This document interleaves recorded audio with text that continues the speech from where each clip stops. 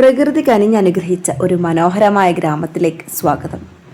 പുലർക്കാലത്തെ മഞ്ഞുപുതച്ച മലനിരകളും പച്ചപ്പും ദൂരെ എവിടെയോ കേൾക്കുന്ന പക്ഷികളുടെ കലപില ശബ്ദങ്ങളും. എത്ര ശാന്തമായ അന്തരീക്ഷം! ആ പാളങ്ങളിലൂടെ ഒരു ട്രെയിൻ കടന്നു പോകുമ്പോൾ ആ ഗ്രാമത്തിന് ഒരു പ്രത്യേക താളം വരുന്നു.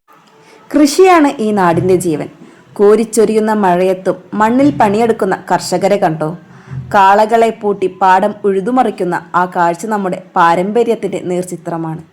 ചെളിയിലിറങ്ങി ഞാറു നടുന്ന ആ കൈകൾക്ക് മണ്ണിൻ്റെ മണമുണ്ട്.